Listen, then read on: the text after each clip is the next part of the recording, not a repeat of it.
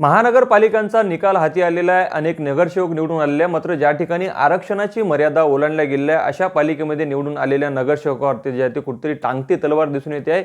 माझ्यासोबत याविषयी बोलण्यासाठी ओबीसी नेते डॉक्टर बबनराव तायवाडे सर आहेत.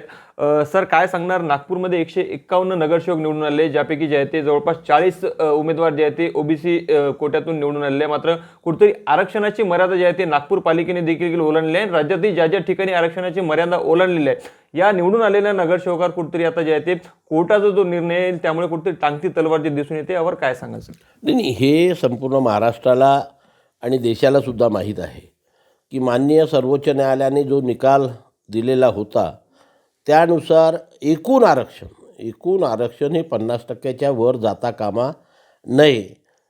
याचा अर्थ असा होतो की ज्या ठिकाणी SC आणि ST प्रवर्गाचं आरक्षण हे 23% वर जातं. म्हणजे कारण असं आहे की SC आणि ST प्रवर्गाला त्यांच्या लोकसंख्येप्रमाणे आरक्षण द्यावं लागतं. त्याला कोणी कमी जास्त करू शकत नाही. आणि मग त्या एकूण आरक्षणाला 50मधून वजा करून जे काही शिल्लक राहील तेवढं आरक्षण OBC प्रवर्गाला देण्यात यावं असे सुप्रीम कोर्टाचे आदेश आहे.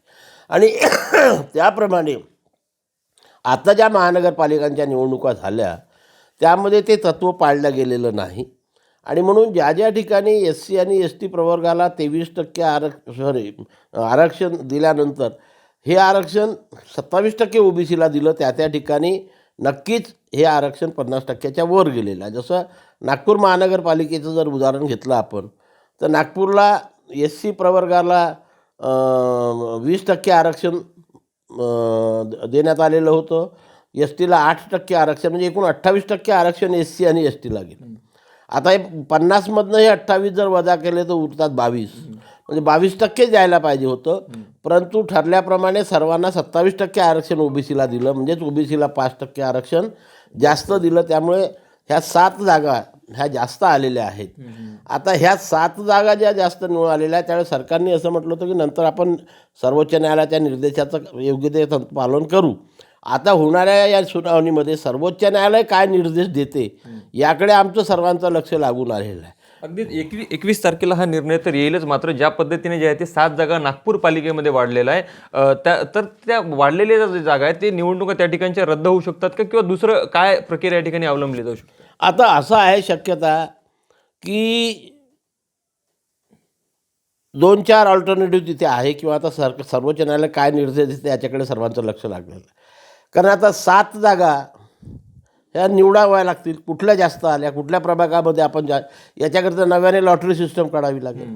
मग नव्याने लॉटरी सिस्टम निघाल्यावर ज्या 40मधनं 7 गेलं तर 33 जागा राहतील, त्या तशाच ठेवायच्या की त्याच्यावर सुद्धा पोटनिवडणूक घ्यायची.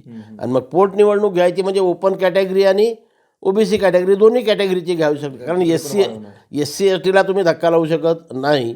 मग या दोन्ही कॅटेगरीवरती जर धक्का येत असेल तर तो किती मोठा बोजा हा होणाऱ्या झालेल्या आता जे निवडून आले त्या नगरसेवकावर, नव्याने जे इच्छुक असतील त्यांच्यावरती होणार, याचा अंदाज करणं म्हणजे फार कठीण काम आहे. मात्र एकंदरीत आपण पाहता निवडणुकीमध्ये जे आहे ते अनेक उमेदवार रिंगणात जे होते त्यांना अमाप खर्च आलं, त्यांचं वेळ गेलं. या सगळ्या गोष्टी पाहता कुठेतरी जो काही निकाल अपेक्षित आहे न्यायालयाचा, त्या निकालाच्या वेळी कदाचित हा सुद्धा विचार केला जाऊ शकतो की यावेळेसच्या निवडणुका असू द्या, पुढच्या वेळेस या पद्धतीने नियम लागू करावा. बिलकुल मी तुमच्या मताशी सहमत आहे की सर्वोच्च न्यायालय तशा प्रकारचा सुद्धा निर्णय देऊ शकतात की बा यावेळेस तुमच्याकडे वेळ नव्हती. कारण 31 जानेवारीचं बंधन होतं.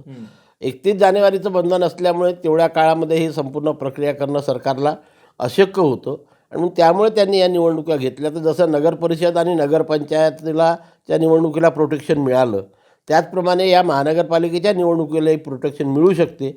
आणि भविष्यात होणाऱ्या निवडणुकीमध्ये एकूण आरक्षणाची मर्यादा 50%च्या वर जाणार नाही, अशा प्रकारचं जर हमीपत्र सरकारने सर्वोच्च न्यायालयाला दिले तर इथे पोटनिवडणुका होण्याची शक्यता मुळीच नाही. बरं, शेवटचा प्रश्न. जरी जवळपास 7 जागा जे आहे ते नागपूरमध्ये वाढलेल्या असल्या तरी 40 उमेदवार जे आहेत ते OBC कोट्यातून जे आहे ते निवडून आले आहेत. त्यामुळे हे 40ही यांची धाकधूक जी आहे ते कायम असू शकते. कारण लॉटरीच्या माध्यमातून कोणाचा पत्ता कडेल हे आपण सध्या निश्चित ते कोणीच काही सांगू शकत नाही. सर्वांवरच टांगती तलवार आहे असाही अंदाज आहे. किंवा ज्या काही 7 जागा मग त्या लॉटरी सिस्टमने काढतील की कोणत्या 33 ठेवायच्या आणि कोणत्या 7 रद्द करायच्या. आणि मग त्या 7 ठिकाणी पुन्हा ओपन कॅटेगरीमधून निवडणूक होईल, त्या ओपन कॅटेगरीमध्ये पुन्हा हे लोक निवडणूक लढू शकतात. असं काही नाही की ओबीसीचे लोक ओपनमधनं पण इलेक्शन लढू शकतात. ते कोणत्या 7 लोकांवरती टांगती तलवार येईल याचा अंदाज आज कोणीच व्यक्त करू शकत नाही. नक्कीच, खूप खूप धन्यवाद सर. आपण पाहू शकतो की ज्या पालिकेमध्ये जे आहे ते आरक्षणाची मर्यादा ओलांडली गेली आहे, निवडणुका पार पडल्या, मात्र कुठेतरी आता कोर्टाचा अजून निर्णय येणं बाकी असलं तरीही ज्या ठिकाणी जे आहे ते आरक्षणाची मर्यादा ओलांडून निवडून आलेले नगरसेवक असतील, या ठिकाणी यांच्यावरती टांगती तलवार जी आहे ते कायम आहे. त्यामुळे आता प्रतीक्षा आहे ती कोर्टाच्या निर्णयाची. कोर्ट काय निर्णय देतो हे पाहणं अत्यंत महत्त्वाचं असणार आहे. लोकशाही मराठीकरता मी ज्ञानेश्वर पवार, नागपूर. लोकशाही मराठी ऐका, पहा, जागरूक रहा.